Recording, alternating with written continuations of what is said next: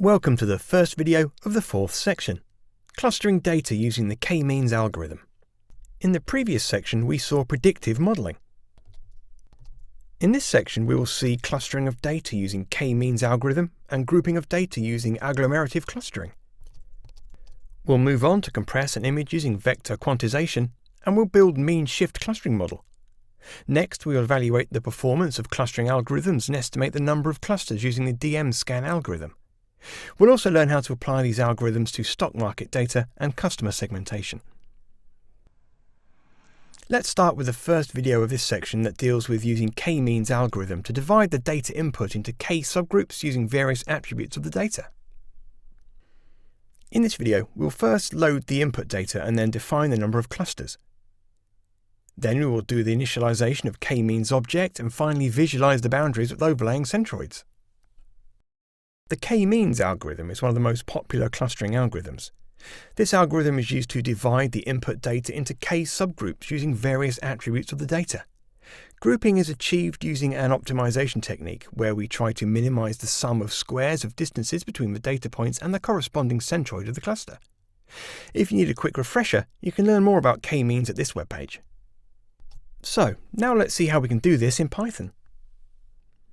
The full code for this video is given in the kmeans.py file already provided to you. Let's look at how it's built. Create a new Python file, and then you need to import these packages into your file.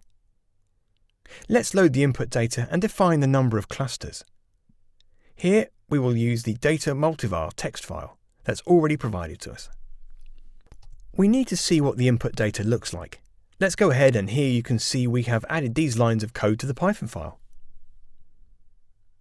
Now let's run the code and see what we get as output. And here we have our output. We're now ready to train the model. Let's initialize the k-means object and train it. So here's the code for it.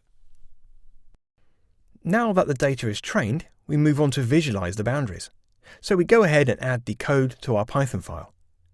You can see that the step size we have given here is 0.01, and the code to visualize the boundaries is placed just after it.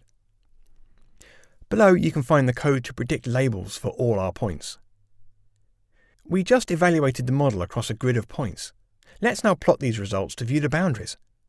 So we do it with these lines of code. And also we have overlaid the centroids on top of it, so you can see both here. Now go to our command prompt and finally run our code. So now we have our output on screen. Fabulous! In this video, we use the k-means algorithm to cluster data. In the next video, we'll compress an image using vector quantization.